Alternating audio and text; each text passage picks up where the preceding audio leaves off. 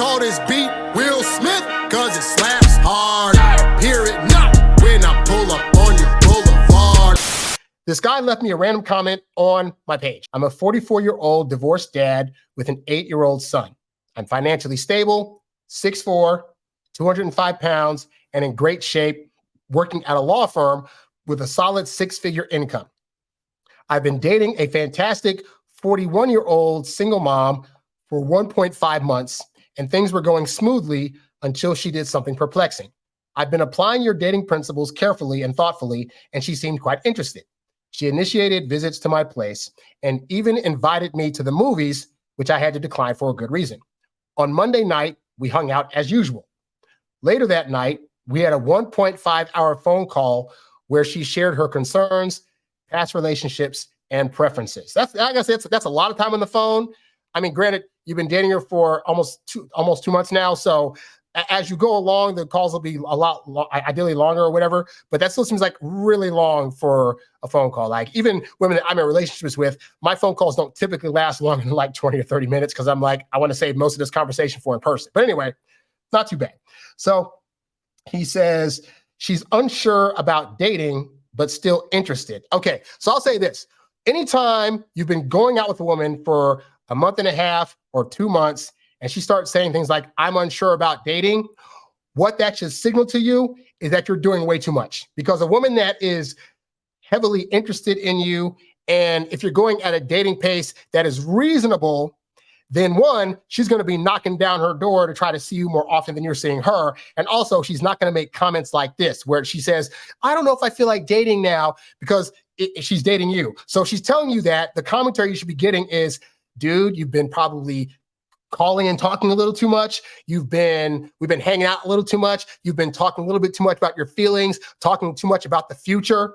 And these are all things that'll make a woman start to second guess if she wants to be with you, because you doing these things indicates that you're farther along the dating process than she is. And that's what I'm going to talk about in today's show. But yeah, the fact that you've been dating her and now she's saying, I don't know if I want to be dating, that's not a good sign. So that's usually a signal that you need to be a bit more patient and start kind of like backing up a bit so she can come to you. Because as I always say, if she's chasing you, she can't be replacing you. Anyway, so he says she's unsure about dating, but still interested, only wants to introduce someone to her kids for a lifelong relationship, and doesn't want to rush labels or commitment, which I tell you guys all the time. We're the ones that are thinking we got to lock this down after like 2 or 3 good dates. They're the ones that are like, but I need time. I don't want to rush. I want to make sure I'm able to check off all the markers I need to check off before I'm comfortable. And your job is to be like, okay, so we're going to go on a date. We're still going to hook up. Then that's fine. So as long as you're going on dates, regularly hooking up and having a good time, guys, you're good. All right. I think the threat we feel is that if we don't add a title to what we're doing with women, then they're going to be the ones to go away from us. And you can't let a lack of a title during the dating phase scare you into trying to rush things along too quickly.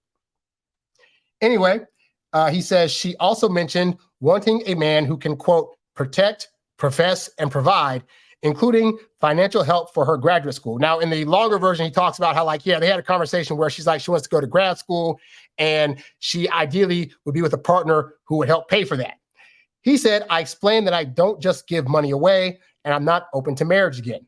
So it's good that you're getting these things out now, because it would be worse to get into a relationship knowing she has these expectations and then trying to come along later and say, oh, by the way, I don't want to give money. And also, I'm not sure I want to do the whole marriage thing. So you got to definitely make sure that you're on the same page with her about if this goes well, could you potentially see you getting married to her? Now, you might be thinking right now, I don't ever want to get married.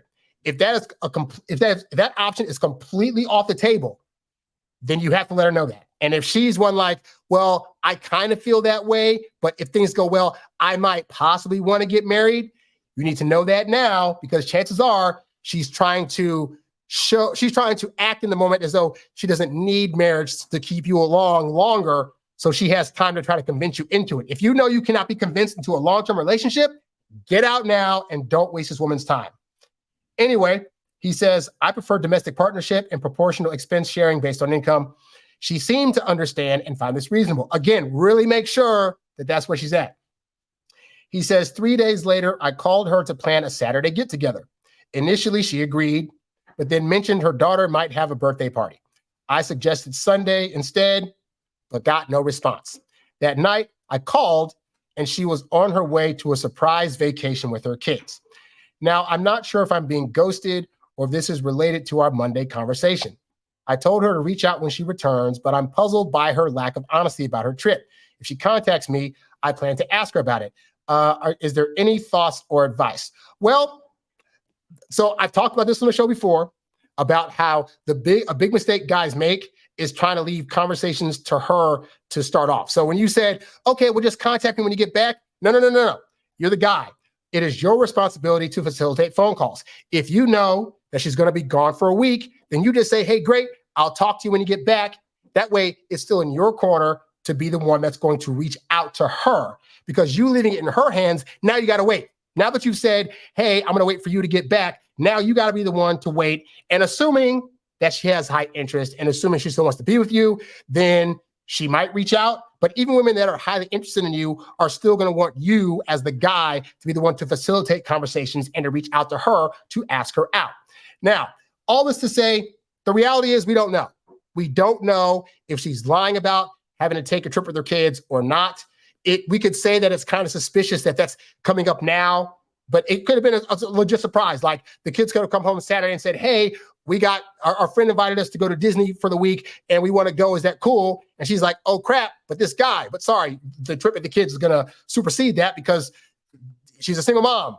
Kids come first. You're a single dad. You should understand the kids are coming first in these situations. So I will say this though, kids are a very good excuse that parents can use to get out of stuff. So you don't want to call her out on that because we don't know. You're not there to actually know if she's using the kids as a reason to not see you or not. All we know is this thing came up. She said she has to now go out of town. So take her at her word. Wait until she gets back and then hit her up again and ask her out for another date. At that point, if she's still giving you these excuses that are delaying you seeing her, or if she's not answering at all, then you'll have a better idea of what she's really feeling and you can be out. Now, there was another comment that you left. I think you said that if it helps, she's taking Ambien, and that could possibly be a reason why she's being so like wishy-washy about dates. Dude, I will tell you now, I don't care if a woman's going through a depression, if she's on a variety of drugs, if she has a chemical imbalance of some kind. As a whole, when women are interested in you, they will do things to make sure that they're able to see you. If that means having to be on regular medication so her mental is regular so she can be around you, it is what it is. If she has bipolar and she starts going crazy and she meets you, she's going to find some meds because she wants to keep you around, all right? So don't let, this is what guys do. Guys will be like, I need to find an excuse for her behavior, so maybe it's X, Y, and Z.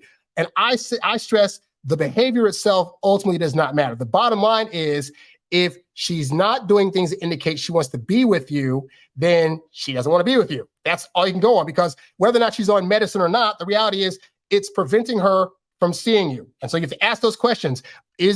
Are the things that she's doing right now causing her to want to be around you? If they're not, then you got to look at that. And also of note, I've said this on the show before, you don't want to date with somebody that has a bunch of mental problems. Like, you can feel sorry for them, you can empathize with them, but I'm going to tell you now, getting in a relationship with somebody that you already know has mental issues of some kind, it's going to be way difficult than women that are more even keel. Now, you might start dating a woman and then find out later down the line that she has some kind of issue, at which point it's kind of too late because you've fallen for it and you just got to kind of deal with it. But also, ideally, she's been regulating that to where that's why you didn't know. But you find out within the first month, dude, you got a chance to get out before feelings really, really build. And I know, again, as guys, we tend to fall very, very fast to women, and that can cloud our judgment on whether or not we should be with this person, or we get into hero mode like, oh, she's going through this thing. She has this medical issue. Oh my God, I'm going to be the guy that stays with her because I'm sure other guys haven't. And you get into superhero mode. It is not your job to save these women. I'm sorry, it's not. Like, it's their job to make sure that they're taking the regimented medicines that they need to be there to be a viable partner for somebody else. If that is not her, then she's actually doing you a favor by ghosting you. So hopefully that helps you out. You's a bad boy, but you can't stop, won't stop. You a high earning, high value, high class man. You a high earning, high value, high class man. You a high earning, high value, high class man. You a high class man. You a high class man. You a high earning, high value, high class man. You a high